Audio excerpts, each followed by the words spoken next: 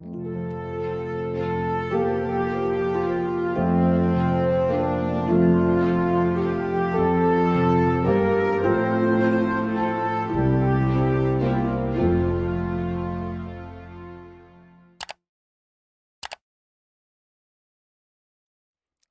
tal, mis queridos hermanos? Bienvenidos a este nuevo capítulo de la serie sobre el libro El deseado de todas las gentes, desde una perspectiva donde analizamos la doctrina de Dios en estos escritos de Elena G. de White.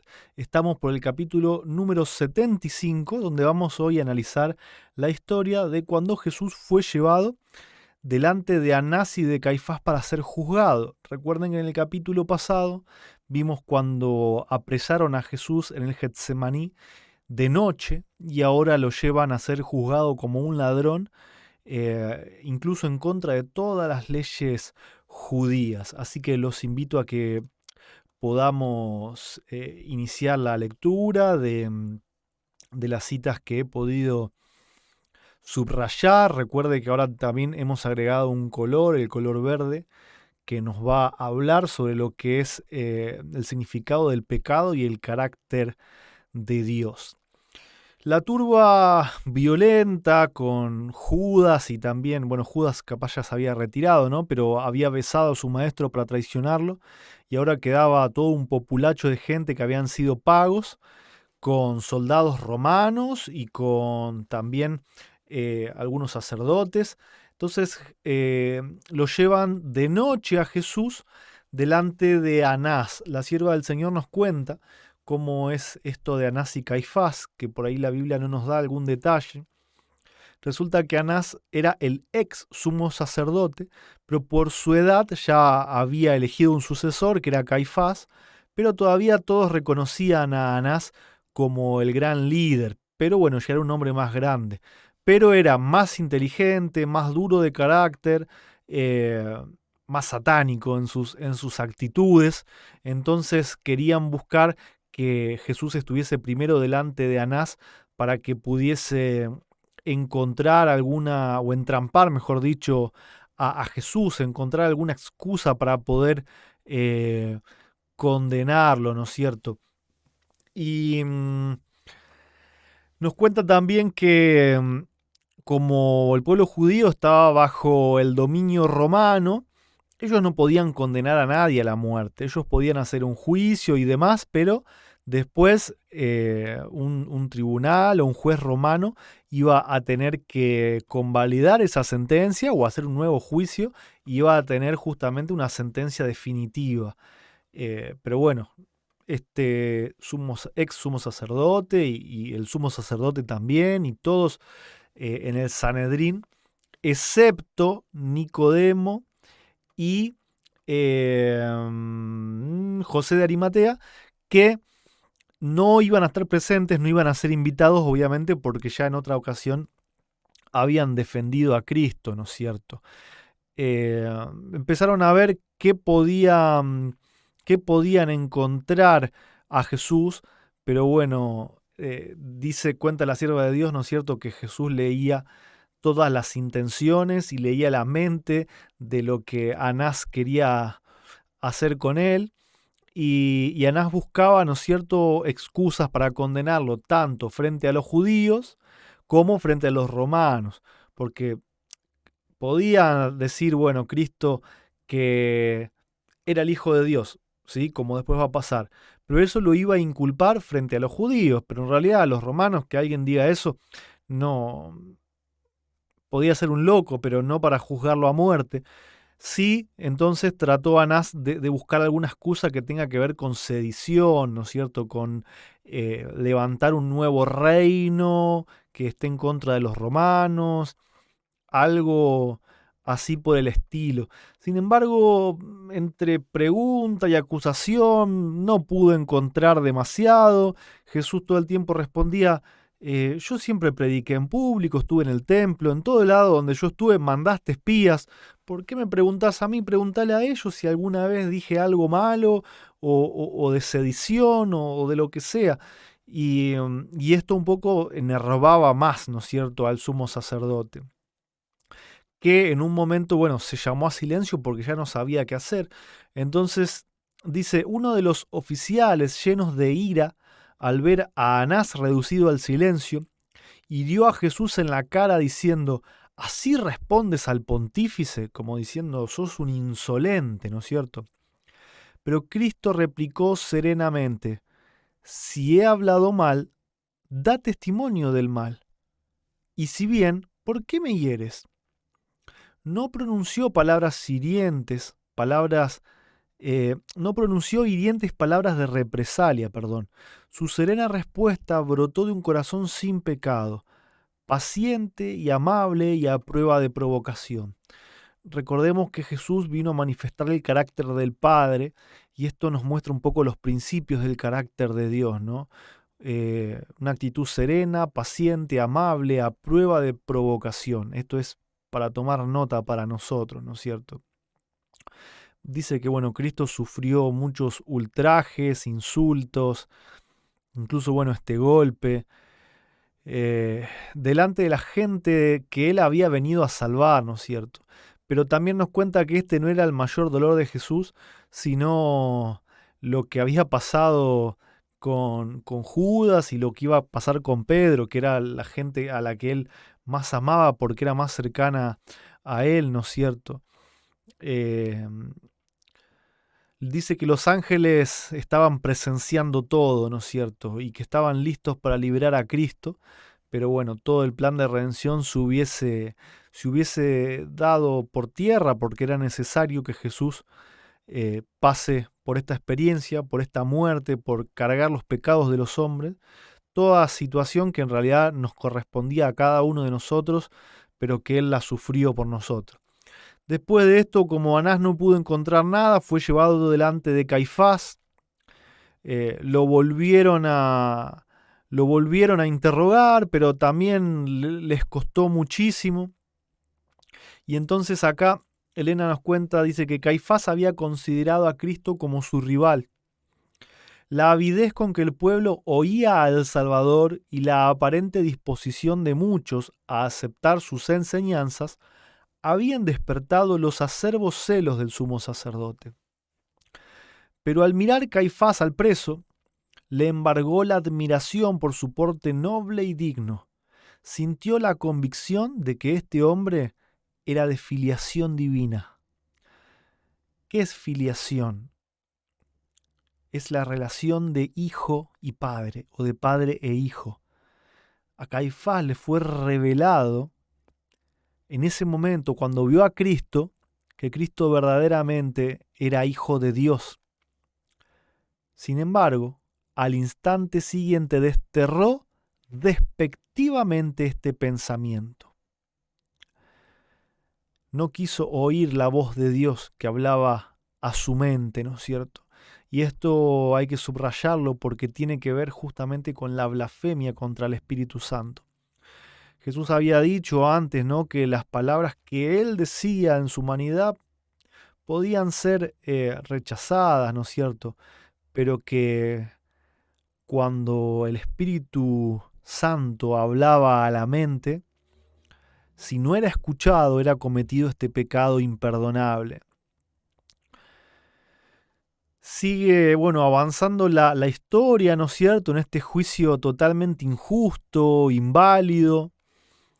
Estaban apurados por tratar de condenar a Cristo porque no querían que se haga de día, porque si no lo lograban iban a tener que esperar más de una semana porque venía la fiesta de la Pascua, de los panes sin levadura, de las primicias, y consideraban que, bueno, toda la gente se iba a calmar, estaban en el momento justo, todos los ánimos caldeados por Satanás mismo para conseguir, ¿no es cierto?, esta condena. Entonces le habían pagado a falsos testigos para que mintieran, usaron el argumento de que Jesús había dicho, en 3 días derribaré el templo y en 3 días lo levantaré, o derribaré el templo y en 3 días lo reconstruiré, hablando de sí mismo, de su cuerpo, y falsearon sus palabras para, para que la gente creyera de que estaba hablando del templo físico, que esto incluso hubiese ofendido hasta los mismos romanos que habían colaborado con embellecer el templo, ¿no es cierto? Y Jesús pacientemente escuchaba todas estas ofensas y no respondía ninguna palabra, ¿no es cierto? Pero bueno, por fin Caifás, alzando la diestra hacia el cielo, se dirigió a Jesús con un juramento solemne. Te conjuro por el Dios viviente que nos digas si tú eres el Cristo, Hijo de Dios. Cristo no podía callar ante esta demanda. Había tiempo en que debía callar y tiempo en que debía hablar. No habló hasta que se le interrogó de forma directa, ¿no? Sabía que el contestar ahora aseguraría su muerte, pero la demanda provenía de la más alta autoridad reconocida en la nación y en el nombre del Altísimo. Cristo no podía menos que demostrar el debido respeto a la ley. Más que esto, su propia relación con el Padre había sido puesta en tela de juicio. Debía presentar claramente su carácter y su misión. Jesús había dicho a sus discípulos: cualquiera pues que me confesare delante de los hombres, le confesaré yo también delante de mi Padre que está en los cielos. Ahora, por su propio ejemplo, repitió la lección. Todos los oídos estaban atentos y todos los ojos se fijaban en su rostro mientras contestaba. Tú lo has dicho. Una luz celestial parecía iluminar su semblante pálido mientras añadía: y aún os digo que desde ahora habéis de ver al Hijo del Hombre sentado a la diestra de la potencia de Dios que viene en la nube de los cielos. Por un momento, la divinidad de Cristo fulguró a través de su aspecto humano. El sumo sacerdote vaciló bajo la mirada penetrante del Salvador. Esa mirada parecía leer sus pensamientos ocultos y entrar como fuego hasta su corazón. Nunca en el resto de su vida olvidó aquella mirada escrutadora del perseguido Hijo de Dios. Fíjense que toda esta historia se resume en si Jesús verdaderamente es Hijo de Dios o no. Y la sierva del Señor usa la palabra filiación. No habla ni de título, ni de roles, ni de inventos. Habla de que Jesús realmente es Hijo de Dios. Y los judíos lo crucificaron por hacerse Hijo de Dios. No un amigo coigual ni coeterno. Habla de filiación. Dice que Caifás reconoció la filiación divina de Jesús. Y llegó su condena por admitir ser Hijo de Dios. Y Caifás nunca más iba a olvidar esta mirada penetrante de Jesús.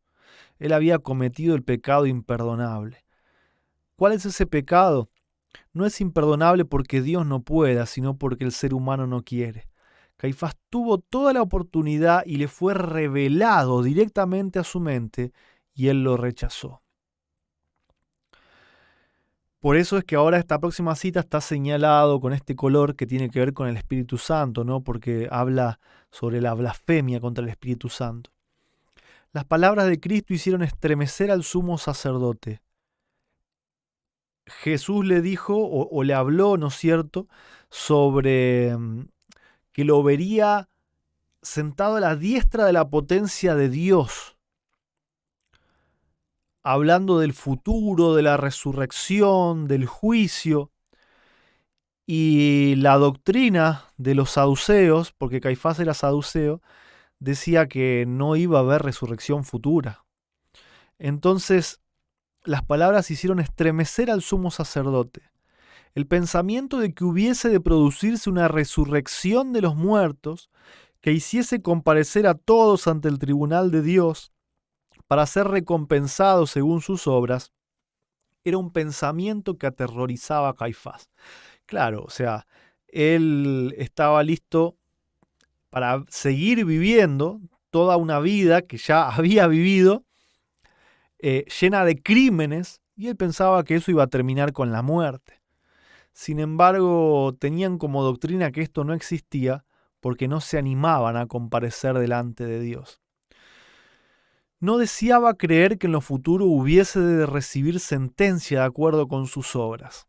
Tenía un terror bárbaro, ¿no es cierto?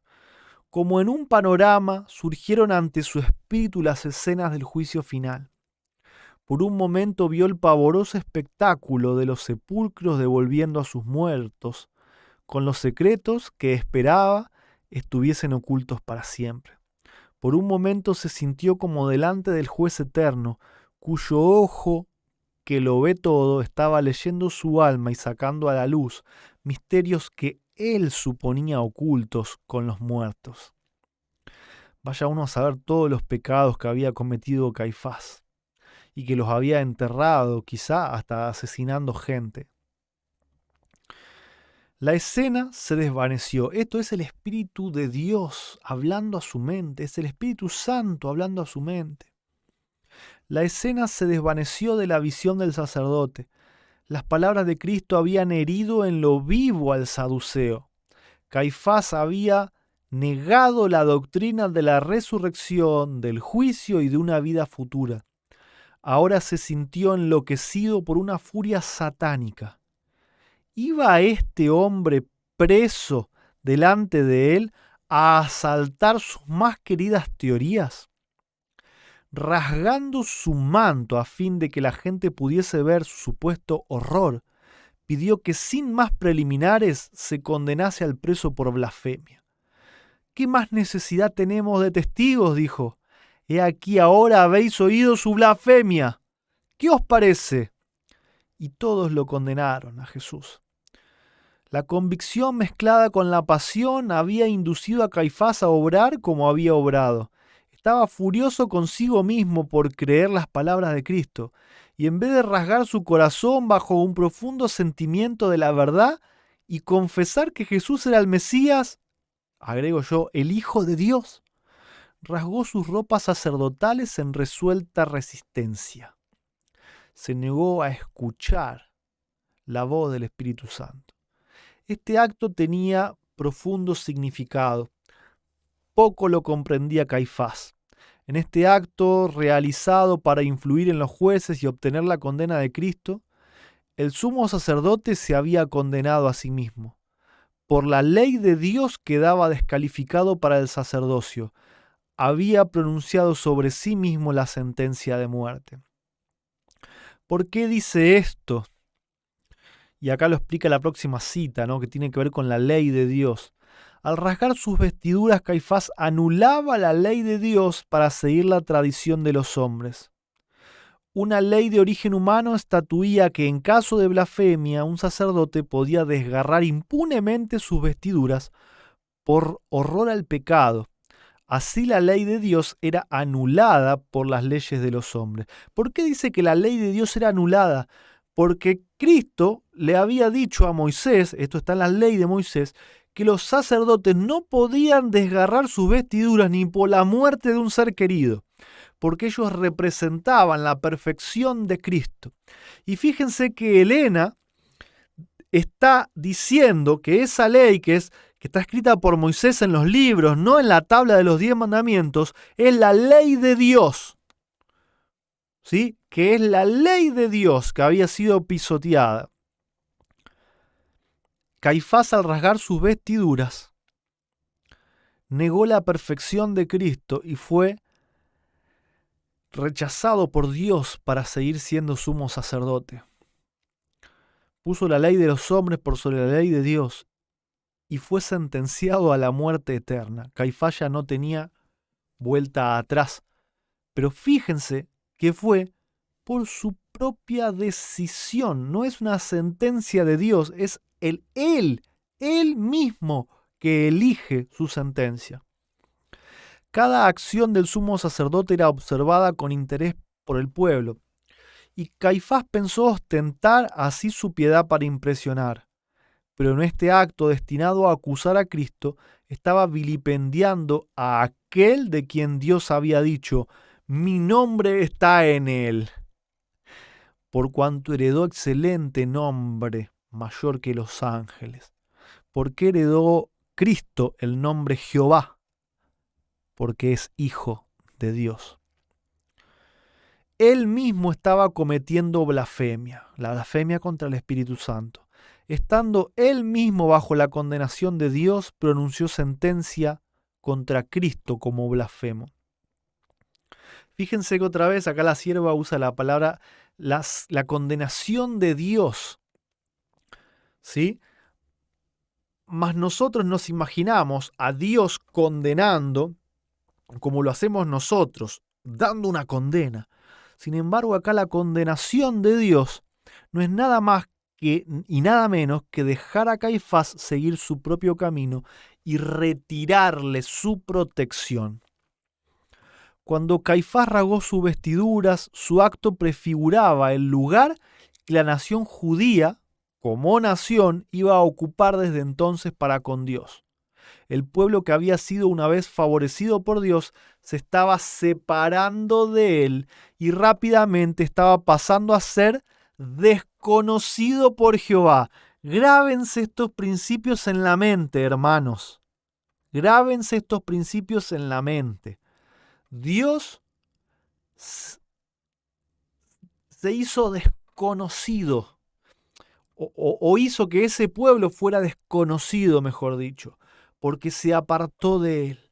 Y esa es la condena contra el pueblo de Israel. Dios se hace extranjero. Ustedes a mí no me reconocen, yo no los reconozco, doy vuelta a mi vista. Esa es la condena de Dios sobre el pueblo de Israel. Cuando Cristo en la cruz exclamó consumado es, y el velo del templo se rasgó de alto abajo, el vigilante santo declaró que el pueblo judío había rechazado a aquel que era el prototipo simbolizado por todas sus figuras, la substancia de todas sus sombras. Israel se había divorciado de Dios. Israel se condenó a sí mismo, se destruyó a sí mismo, se castigó a sí mismo. El palacio del sumo sacerdote rodeaba un atrio abierto en el cual los soldados y la multitud se habían congregado. Y a través de ese patio y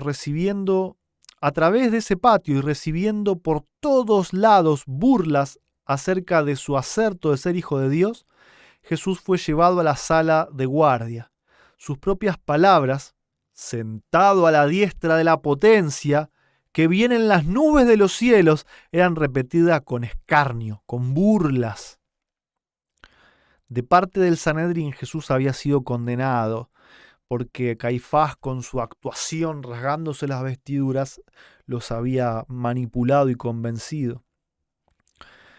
Su mansedumbre, está hablando de Cristo, su inocencia, su majestuosa paciencia, lo llenaban al sacerdote de un odio satánico. Pisoteaba la misericordia y la justicia. Nunca fue tratado un criminal en forma tan inhumana como lo fue el Hijo de Dios. Después de abandonar a su maestro en el huerto, dos de sus discípulos, se habían atrevido a seguir desde lejos la turba que se había apoderado de Jesús. Estos discípulos eran Pedro y Juan. Los sacerdotes reconocieron a Juan como discípulo bien conocido de Jesús y le dejaron entrar en la sala esperando que al presenciar la humillación de su maestro repudiara la idea de que un ser tal fuese hijo de Dios. Juan habló en favor de Pedro y obtuvo permiso para que entrase también. Fíjense que Satanás no estaba contento solamente con condenar a Cristo por haber dicho que es hijo de Dios, sino que quería que sus discípulos también negasen de que Jesús era hijo de Dios. Cuando Pedro había contestado a Cristo hacía un tiempo atrás, tú eres el Cristo, el Hijo del Dios vivo. Satanás quiere que todos los seres humanos nieguen que Jesús es realmente un hijo de Dios. Y cuando no puede por la fuerza, por el escarnio público, inventa una doctrina que dice que en realidad no es hijo, sino que son dos personas coiguales y coeternas y que padre e hijo es un título o un rol que juegan para que nosotros, que no nos da la mente, los podamos entender. Pero de esa forma hace que todo el mundo cristiano, a través de la doctrina de la Trinidad, niegue que Dios es el Padre de Cristo y de que Cristo es el Hijo de Dios. En toda la historia que sigue, que ustedes pueden leer por ustedes mismos, se cuenta la historia de Juan y de Pedro, ¿no? Juan en ningún momento negó a su Salvador, se quedó sí en un rincón para evitar provocar, pero él se quedó ahí sin negar absolutamente nada, reconociendo que era discípulo de Cristo. En cambio, acá sucede la historia de Pedro cuando Jesús había dicho que antes que el gallo cante 2 veces, me habrás negado 3 veces. Y es muy triste toda esta historia de Pedro, ¿no? Y la pueden leer, ¿no es cierto?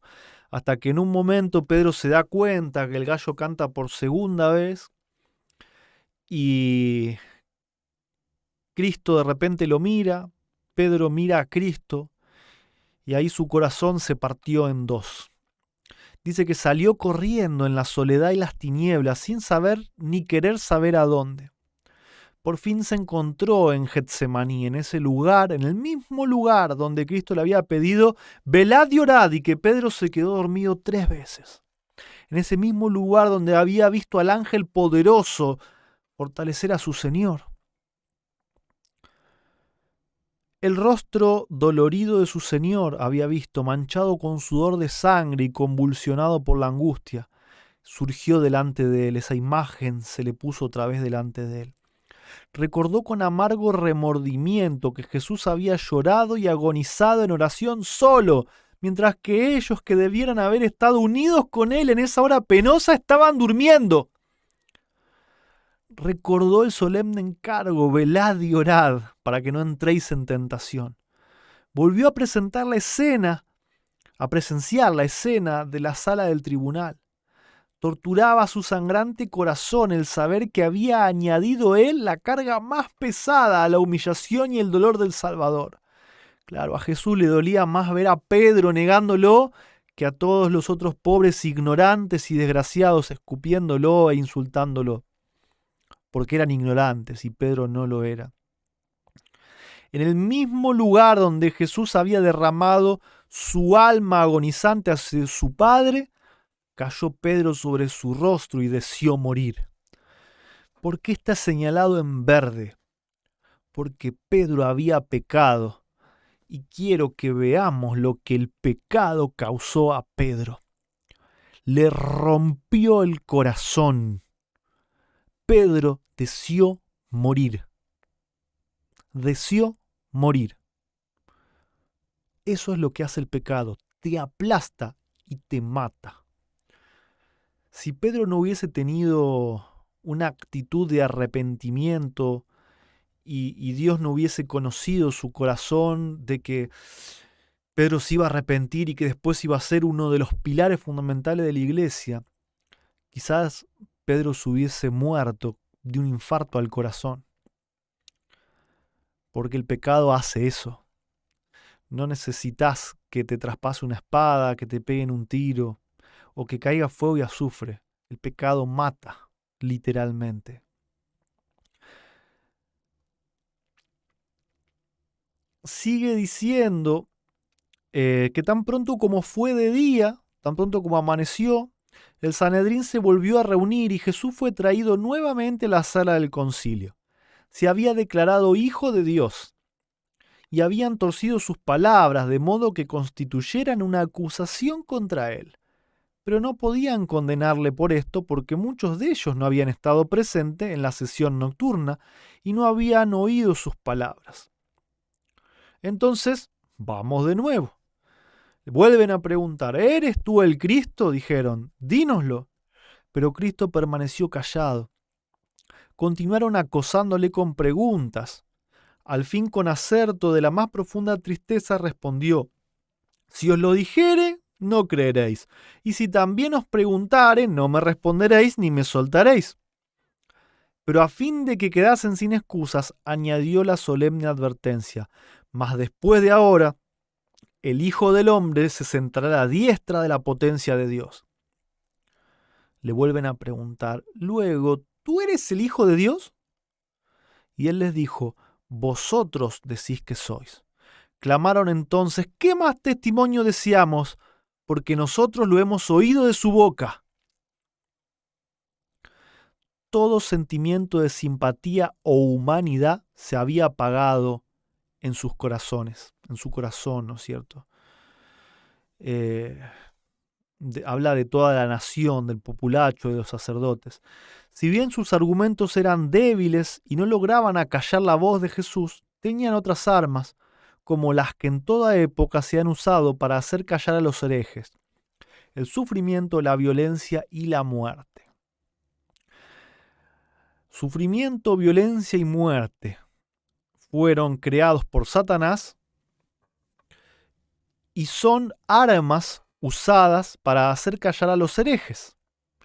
Ahora yo les pregunto, ¿Dios será que puede utilizar esas armas? Sufrimiento, violencia y muerte. ¿Puede quemar a alguien en un lago de fuego y azufre según la cantidad de pecados que tenga, más o menos tiempo? ¿Será que Dios utiliza las mismas armas que Satanás? ¿O será que tenemos que empezarnos a replantear cómo interpretamos las Escrituras? Los sacerdotes y gobernantes se olvidaron de la dignidad de su oficio y ultrajaron al Hijo de Dios con epítetos obscenos, con insultos. Le escarnecieron acerca de su parentesco y declararon que su acerto de proclamarse el Mesías se hacía merecedor de la muerte más ignominiosa. Los hombres más disolutos sometieron al Salvador a ultrajes infames. Se le echó un viejo manto sobre la cabeza y sus perseguidores le herían en el rostro diciendo: «Profetízanos tú, Cristo, ¿quién es el que te ha herido?». Cuando se le quitó el manto, un pobre miserable le escupió en el rostro. Los ángeles de Dios registraron fielmente toda mirada, palabra y acto insultante de los cuales fue objeto su amado general. Un día los hombres viles que escarnecieron y escupieron el rostro sereno y pálido de Cristo mirarán aquel rostro en su gloria más resplandeciente que el sol. Se van a cumplir las palabras de Jesús cuando les dijo que ellos verían al Hijo del Hombre sentado a la diestra de Dios, viniendo en la majestad de su gloria. Y esto se cumple porque va a haber una resurrección especial donde los enemigos, los escarnecedores más acérrimos de Jesús, van a resucitar antes de la segunda venida para poder verle venir en gloria, para poder mirarlo. Es una resurrección especial porque el resto de los impíos no resucitan en la segunda venida, resucitan después del milenio. Pero estos que estuvieron ahí y los peores enemigos de la historia también resucitan para ver a Cristo y para que se cumplan las palabras de Jesús. Lo que me quedo de este capítulo es que absolutamente toda la discusión del mundo religioso, la discusión de nuestra salvación, la discusión sobre la fe, tiene que ver con si Jesús es en verdad, literalmente, un hijo engendrado de Dios, un hijo real de Dios. Y eso es a lo que nosotros tenemos que prestar la atención. Porque si hay una doctrina que nos dice que es solamente un título o un rol, que es por adopción o porque es un juego, estamos en la misma posición, exactamente la misma posición que los que condenaron a Jesús por negar su filiación divina. Mi deseo es que todos podamos entender esta verdad porque es la verdad fundamental del plan de salvación. Que Jesús es hijo de Dios y que vino a representar su carácter. Que Dios los bendiga y los espero en el próximo capítulo de esta serie del deseado de todas las gentes a la luz de la doctrina de Dios.